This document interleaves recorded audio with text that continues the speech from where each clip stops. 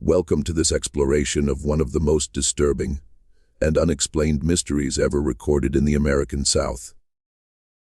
Before we proceed, I encourage you to share in the comments where you're tuning in from, along with the precise time you're hearing this narration. We are curious to learn how far these documented stories extend and at what hours of the day or night they reach their audience. In the summer of 1844, something began in Vicksburg, Mississippi, that would challenge the core beliefs of the region's wealthy landowners. About the world, about human nature, and about the line separating the natural from the supernatural. It began as whispers among field hands and house servants, spread to the offices of doctors and clergymen, and eventually reached the upper echelons of Mississippi society, where it would remain a carefully guarded secret for over a century. The tale centers on two young women who would come to be known as Dalia and Lily, twin sisters whose very existence appeared to flout the natural order. Born from the same womb, yet appearing as polar opposites. Night and day made flesh. Dalia possessed skin described in auction records as dark as Mississippi soil after rain, with eyes that seemed to contain depths no human gaze should hold. Lily, her twin, was afflicted, or perhaps blessed, with a condition the medical men of the era called leucism. Her skin pale as moonlight, her hair white as cotton blossoms, her eyes a peculiar pale amber that seemed to shift hue depending on the light. Together, they formed a duality that observers found deeply unsettling. Not merely because of their contrasting appearances, though that was remarkable enough, but because of something in their presence. In the synchronized manner they moved, in the identical intensity of their stares. That implied they were not truly two separate beings, but rather two manifestations of a single incomprehensible entity. This is not a tale of romance or desire in any conventional sense. This is a chronicle of fear, obsession, and inexplicable phenomena that surrounded two women whose very existence seemed to mock the rigid racial categories upon which Southern society was constructed. What you are about to hear has been assembled from plantation records, medical journals, church documents, and personal diaries that remained concealed in private collections until recently. The first documented reference to the twins appears in the ledger of the Riverside Auction House in Natchez, Mississippi, dated June 14, 1844. The entry is unusual in several respects. Unlike typical slave auction records, which provided detailed physical descriptions to establish value, this entry contains only a brief notation. Twin females approximately 20 years of age, one here of pure complexion, one afflicted with white condition, origin unknown, sold as single lot to intermediary for Belmont interests. Price withheld from public record. The selling price, when it was finally discovered in private Belmont family papers in 1967, was staggering, 18 $18,000, at a time when a strong field hand might sell for $1,500, and even the most accomplished house servant rarely exceeded $3,000. What made these particular women worth such an extraordinary sum? Reverend Samuel Hutchkins, a Methodist minister who happened to be in Natchez that June day, recorded his impressions in a journal that would not be made public until his great-granddaughter donated it to the Mississippi Historical Society in 1952. He wrote, "I have witnessed many unfortunate souls sold into bondage, a practice I find increasingly difficult to reconcile with Christian teaching. But today, I saw something that troubled me in an entirely different manner." The twin women on the block stood side by side holding hands, creating a visual contrast so stark it seemed almost supernatural. One dark as night, one pale as death itself. Yet their faces were identical in every feature. They did not weep or plead as so many do.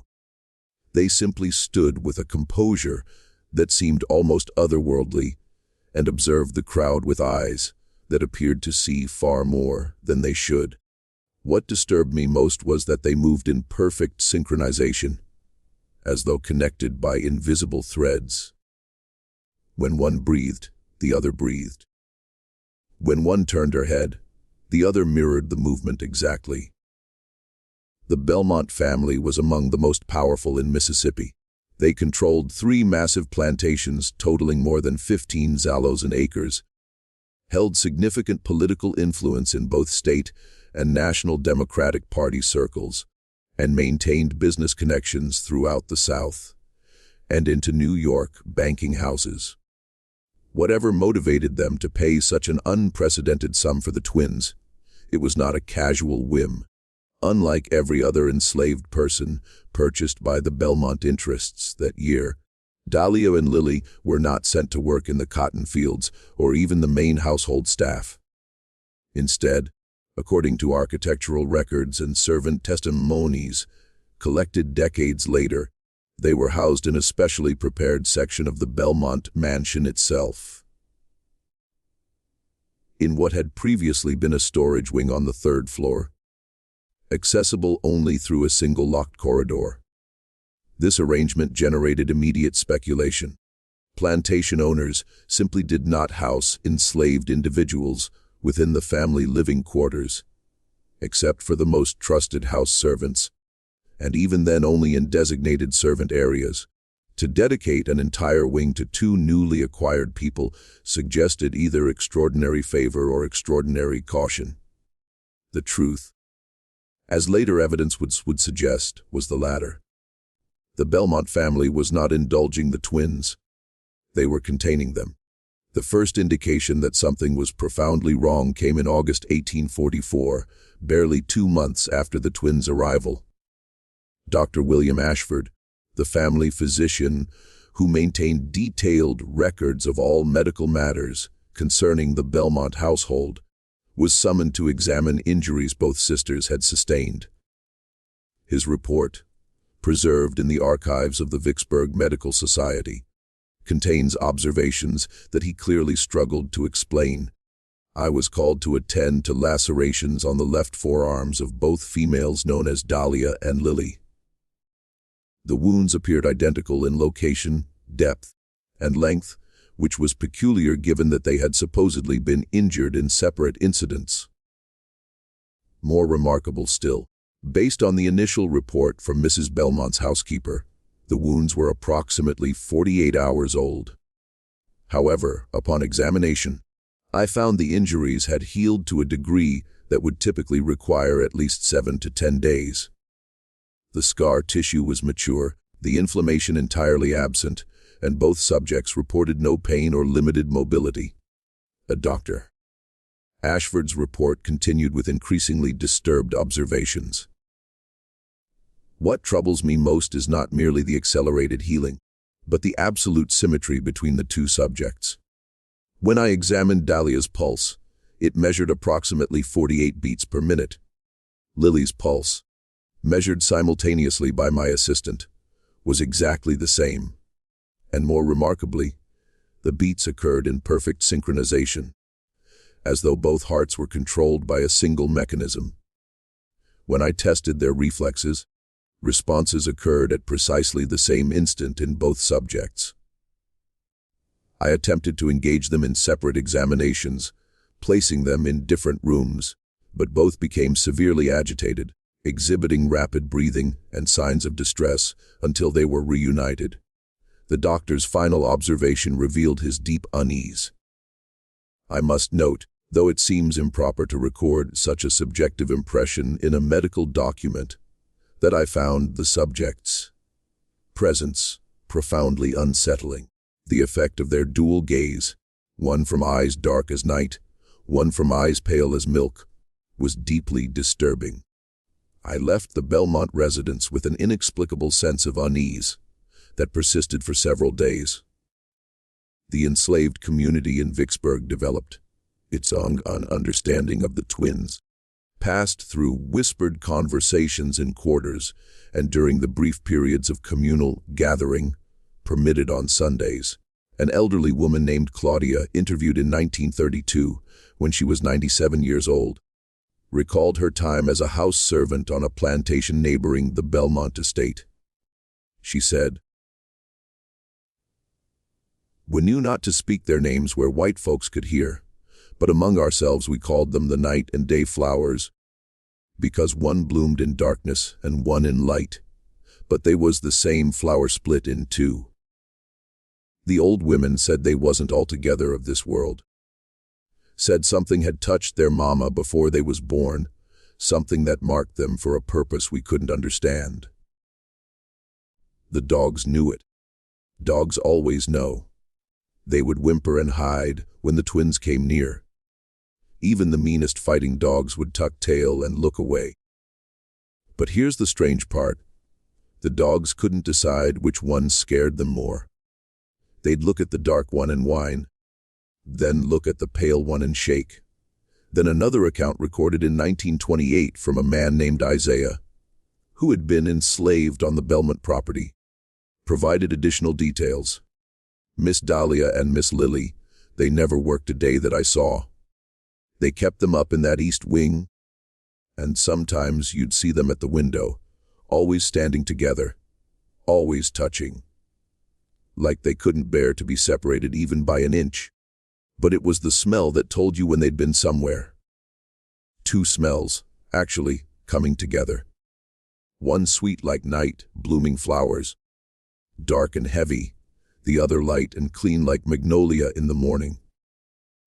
But when those two smells mixed together, it made something else entirely. Something that turned your stomach while it drew you in. The phenomenon of the dual scent appears in numerous accounts from various sources. In September 1844, Judge Marcus Bellamy, a circuit court judge and close associate of the Belmont family, recorded in his private diary, attended dinner at the Belmont residence. Throughout the evening, I was aware of unusual fragrances, seemingly coming from different parts of the house simultaneously. One was sweet and floral, dark and intoxicating, while the other was lighter, almost ethereal.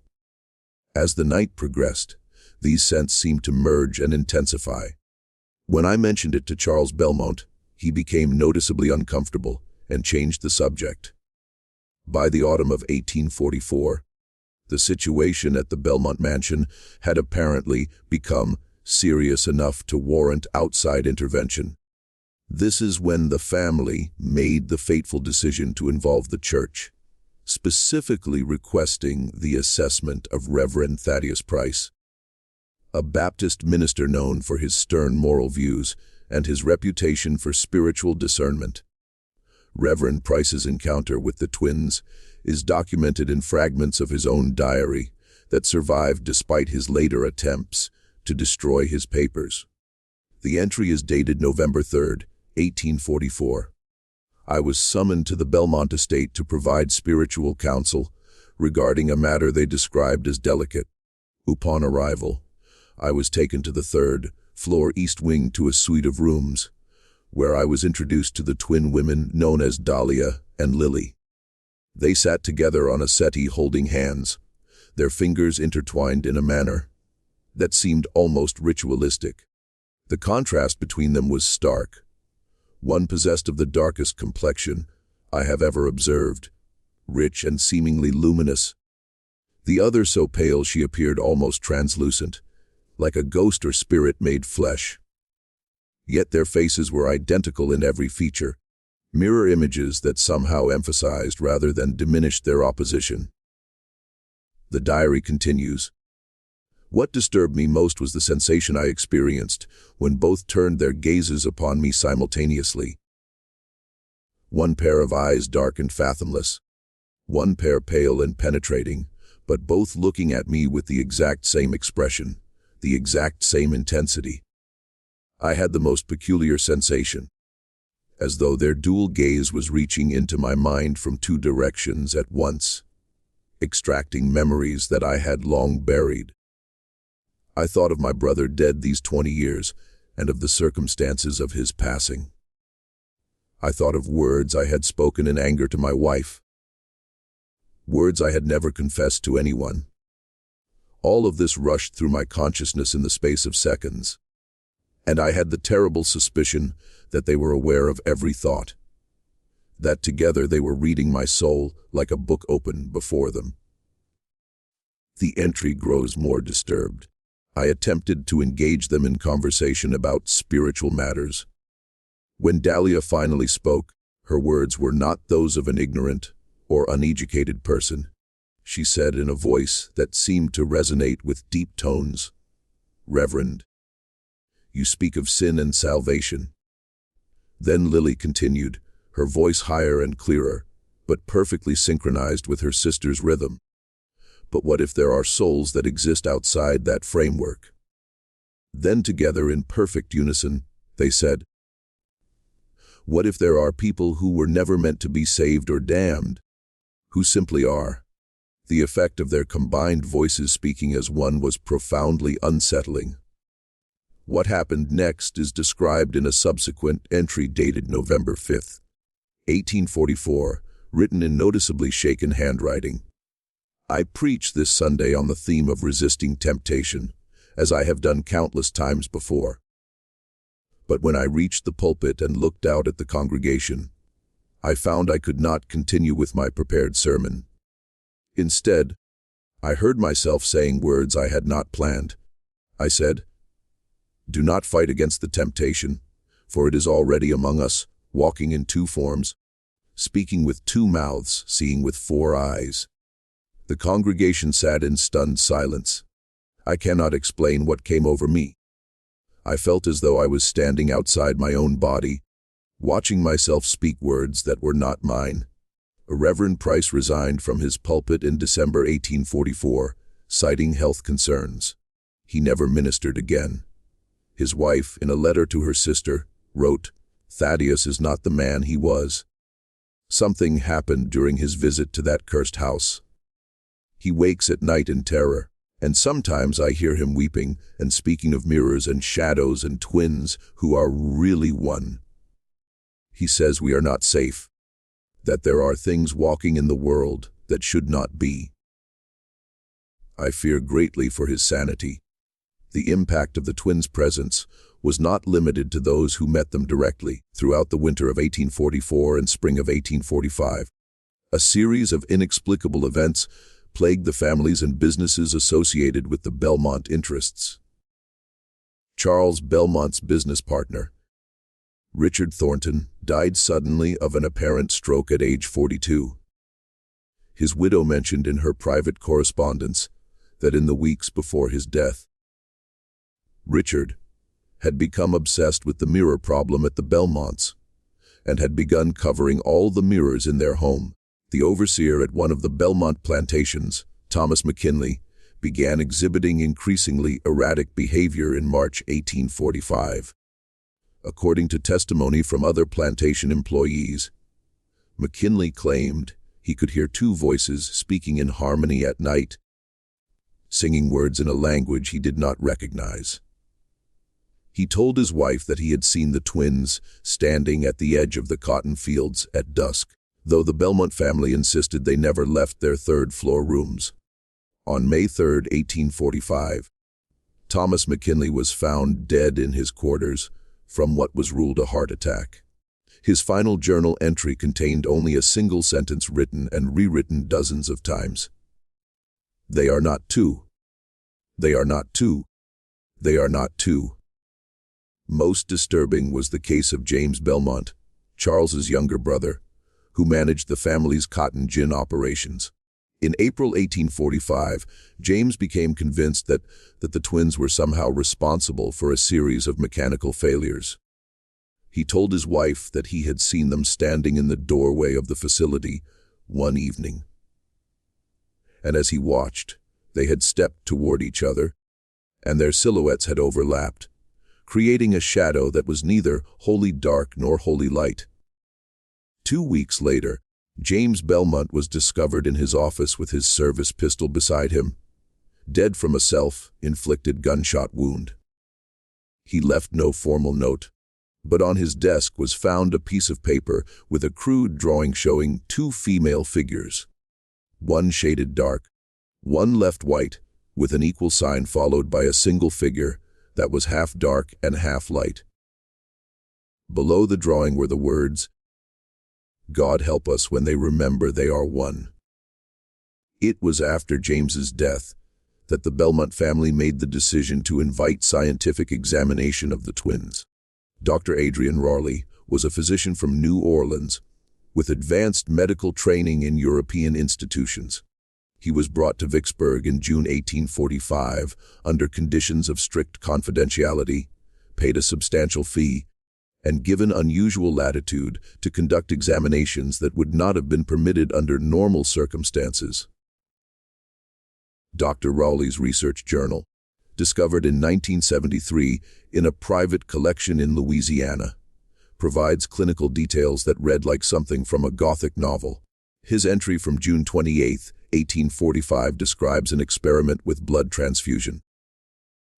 "I have conducted a series of tests to determine whether there exists any physiological connection between the subjects beyond their obvious genetic relationship.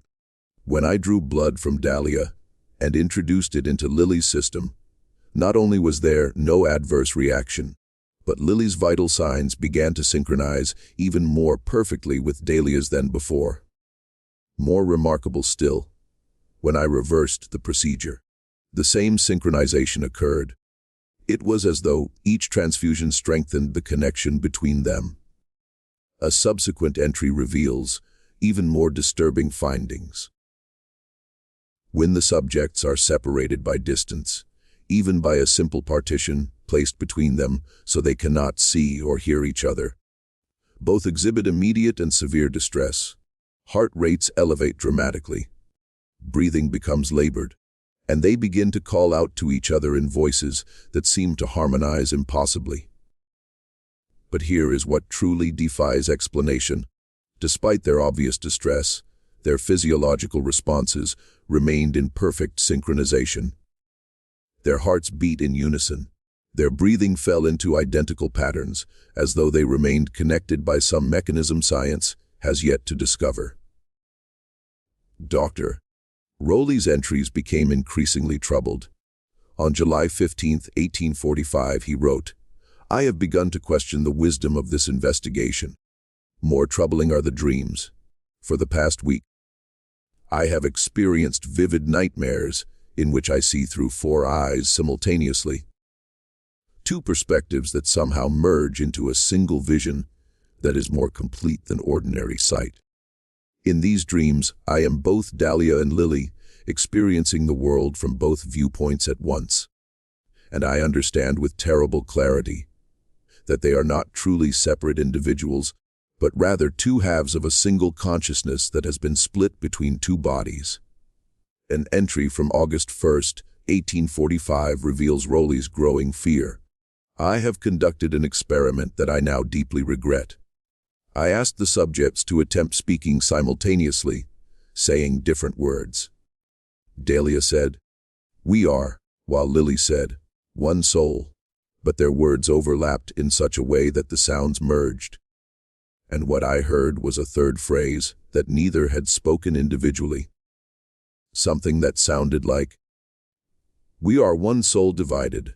When I insisted they had said different things simultaneously, they smiled and Dalia said, 'Perhaps you heard the truth that lies between our words.' Lily completed the thought, 'Perhaps you heard what we actually are rather than what we appear to be.'" The final entries in Raleigh's journal reveal a man on the edge of psychological collapse. On August 18, 1845, he wrote, "This morning, while conducting routine examinations, I positioned myself so that Dalia was to my left and Lily to my right. And for a brief moment, I could see both simultaneously in my peripheral vision. In that moment, I perceived an overlay, a visual phenomenon where the 2 figures seemed to occupy the same space, one dark and one light, creating a composite image that was neither one nor the other, but something in between. When I shifted my gaze to look directly, the effect vanished, but I cannot shake the conviction that what I glimpsed in that peripheral moment was the truth."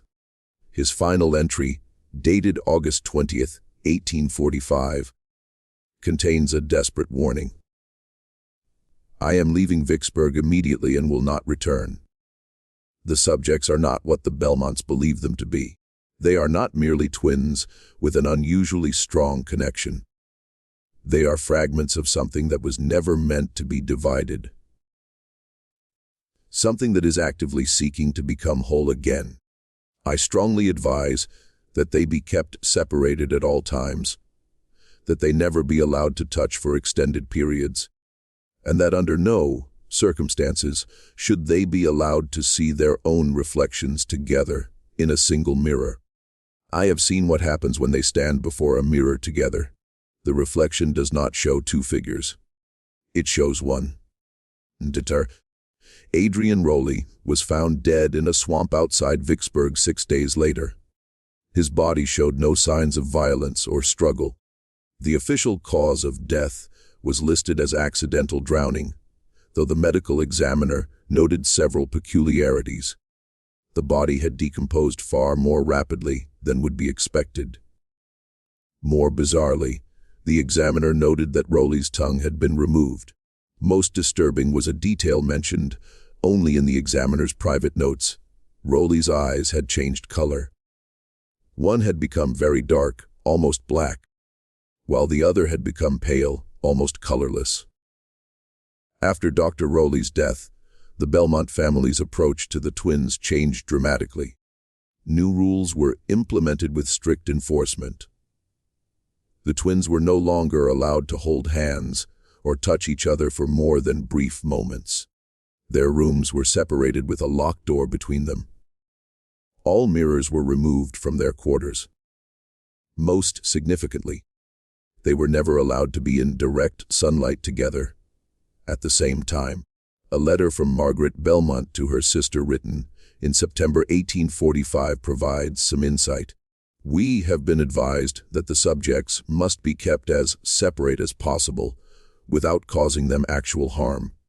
It seems their connection strengthens when they are in physical contact, and that sunlight somehow facilitates the strengthening. James understood this before his death, though it drove him to despair. He saw something that convinced him of the danger. I think of them sometimes, those poor creatures split between two forms longing to become whole. Is it mercy to keep them separated? Or is it cruelty? Despite these precautions, incidents continued. Servants reported hearing singing at night, two voices in perfect harmony. Though the twins' rooms were on opposite ends of the wing, the mixed fragrance grew stronger, permeating the entire mansion. Guests began declining invitations, though the truth was that the house had acquired a disturbing reputation. In February 1846, a new phenomenon began. Several neighboring plantation owners reported seeing identical figures, one dark and one light, standing at the edges of their properties at twilight. The figures never moved, never spoke, simply stood watching. The disturbing aspect was that these sightings occurred simultaneously at different locations miles apart. At times when the Belmont household staff saw, both twins were secured in their rooms. A planter named Harrison Wade recorded in his diary, "I saw them again tonight, standing at the boundary of my northern field. I took my rifle and approached, but as I drew near, I realized I could see through them, as though they were projections or spirits. I called out, and both turned to face me. Then they began to walk toward each other, and as they did, they became more solid. When they met and touched hands, there was a moment when I could not distinguish between them. Then they were gone, leaving only that strange mixed fragrance and a feeling of profound wrongness." The Belmont family, growing increasingly desperate, contacted Professor Elias Thornton from Yale College, who specialized in animal magnetism and mesmerism. He arrived in March 1846 and spent 2 weeks attempting to study the twins. His private journal tells a disturbing story. March 15, 1846. The subjects exhibit a connection that transcends any known biological or psychological mechanism. They complete each other's thoughts, mirror each other's movements, and display physiological responses that synchronize regardless of physical separation. More remarkably, they seem capable of projecting themselves beyond their physical bodies. I have verified with the household staff that both subjects were in their rooms at times when they were reportedly seen miles away. Professor Thornton's journal entry from March 22nd reveals his growing alarm. I have begun to dream their dreams. Vivid visions of a time before their birth, of a single soul being torn in half, of darkness and light separating into distinct forms, of a terrible loneliness that can only be assuaged by reunification. The professor's final entry, dated March 24, 1846, is chilling. Last night, I was awakened around 300 a.m. by the sensation of being watched. When I opened my eyes, I saw them both standing at the foot of my bed, though I knew this was impossible, as their rooms were locked.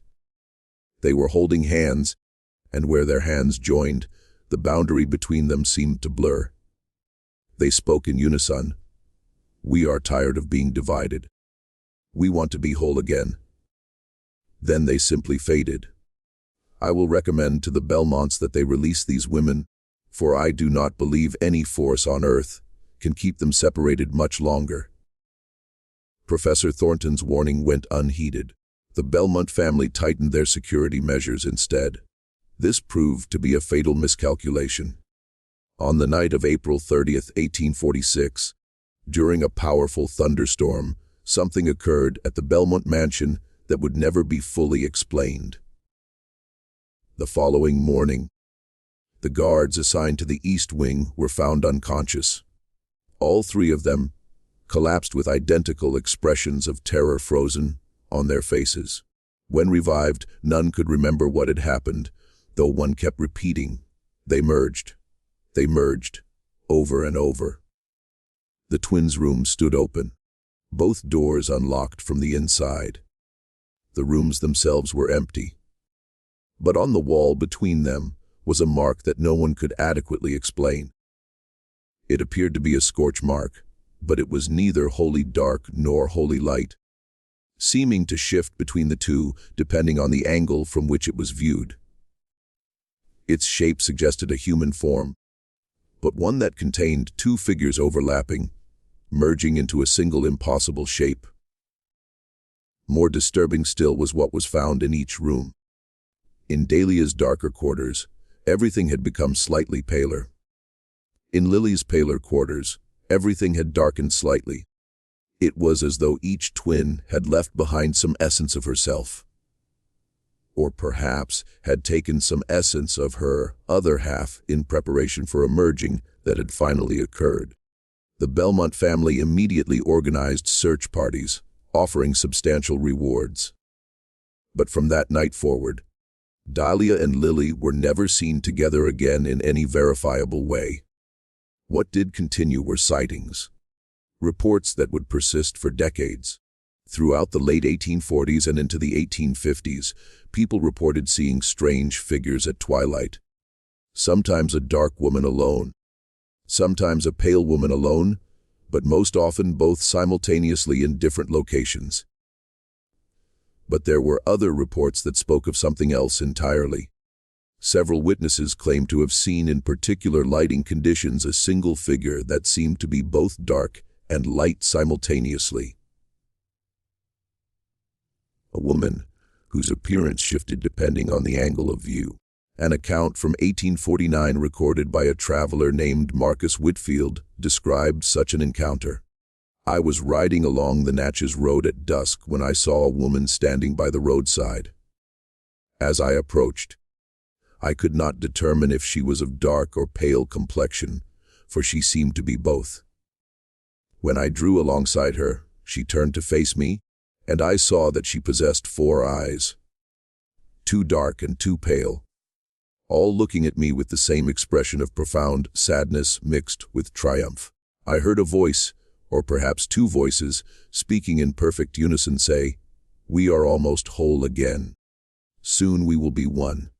Then she, or they, simply stepped backward and vanished. The Belmont family never recovered from the scandal.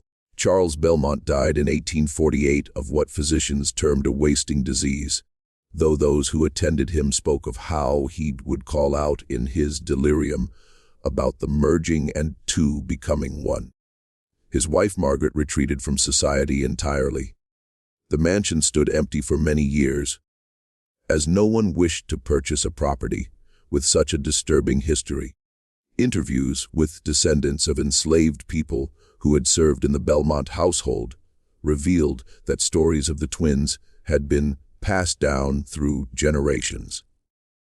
One particularly detailed account came from the great-granddaughter of a chambermaid. My great-grandma used to say that Miss Dalia and Miss Lily weren't really two people at all. She said they were one soul that had been split when they were born, and that they spent every moment trying to get back together.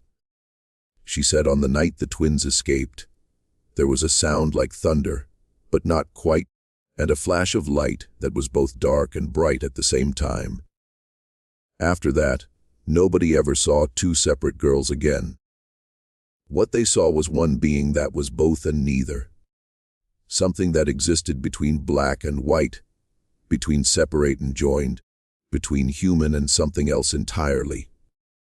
Throughout the remainder of the 19th century and into the 20th, reports continued.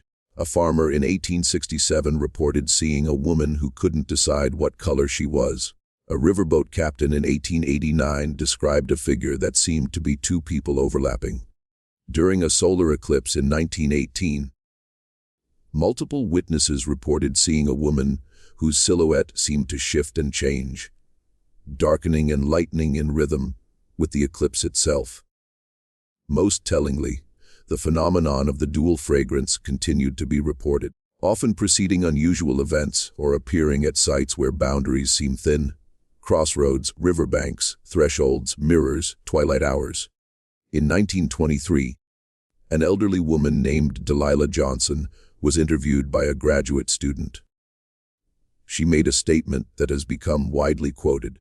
People always ask what happened to those twin girls, but they're asking the wrong questions. Those girls didn't go nowhere. They finally got back together. They became what they was always meant to be. One soul in one body. Or maybe one soul that don't need a body no more. The white folks tried to keep them split apart because they was scared. Well, they did come together. And what happened is they became something we don't have a word for. In 1962, when the former Belmont mansion was scheduled for demolition, workers discovered that the east wing had been sealed shut with brick and mortar. When the wall was breached, the rooms remained almost pristine, but the scorch mark on the wall between the rooms remained visible, and workers reported that it seemed to move when viewed peripherally. Most significantly, when the rooms were cleared, workers discovered something hidden beneath the floorboards, a small wooden box containing two objects. One was a lock of black hair tied with a white ribbon. The other was a lock of white hair tied with a black ribbon. The hair had been intertwined so completely that it was impossible to separate the strands. When the box was opened, the dual fragrance filled the air so strongly that several workers had to leave. The hair locks were donated to the Mississippi Historical Society. Attempts to analyze them using DNA technology yielded confusing results. The black hair and white hair showed genetic markers suggesting they came from a single individual, as though one person had produced two distinct types of hair. Scientists have been unable to explain this finding. Today, the story of Dalia and Lily exists in that uncertain space between history and legend. The few academic historians who have studied the case propose various theories: rare psychological conditions, exaggerated accounts, shared delusions. But these explanations fail to account for documented facts, multiple reliable witnesses, the physical evidence, the genetic anomaly, and continuing reports of encounters. Dr. Maria Rise, who wrote her dissertation on the case in 2003, stated in her conclusion, after years of research, "I have come to accept that some aspects of this case will never be adequately explained within our current frameworks of understanding. What occurred in Vicksburg between 1844 and 1846 involved phenomena that we do not yet have the language or concepts to fully comprehend. They began as two. They strove to become one.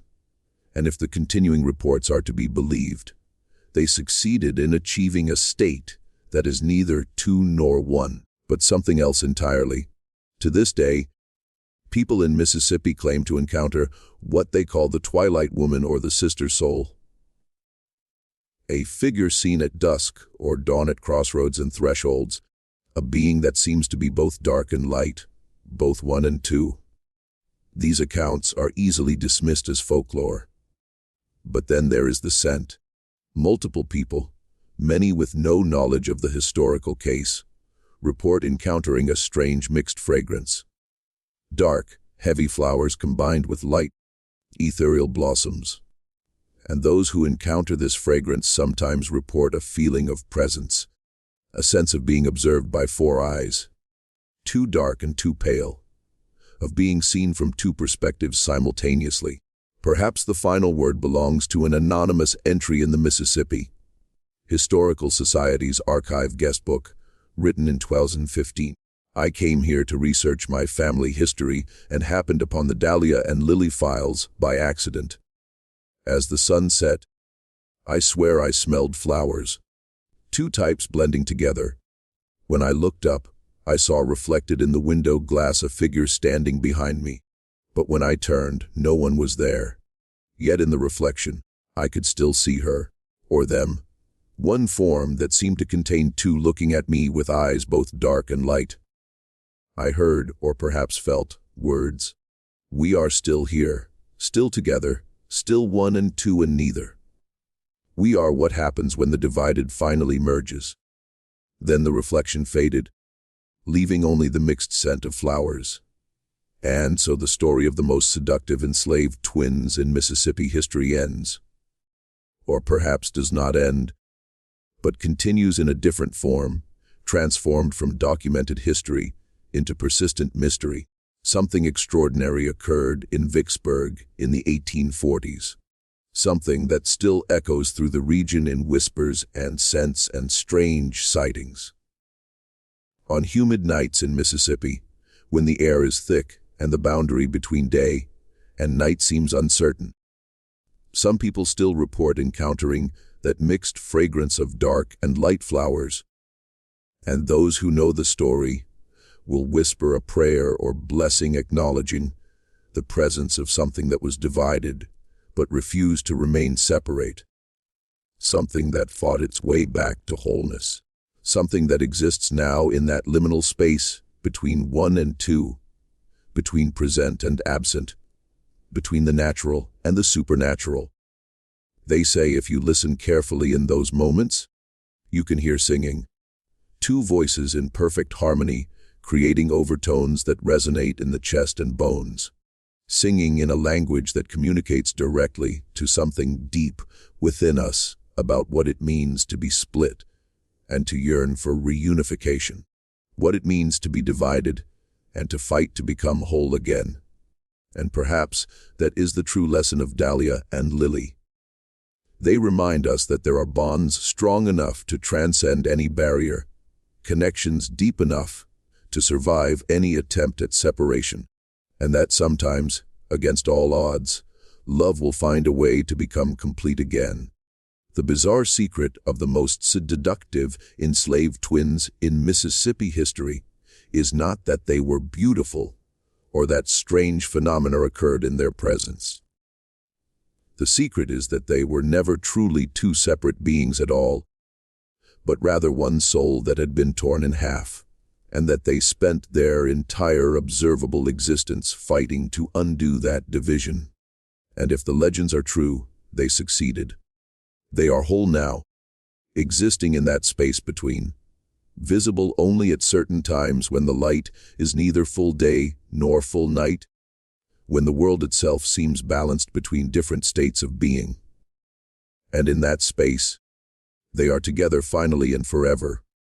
One soul in one impossible form that is both dark and light, both present and absent, both of this world and beyond it. That is the bizarre secret that no one could ever explain. It speaks to something so profound and so fundamental to the human experience that we lack the language to express it fully.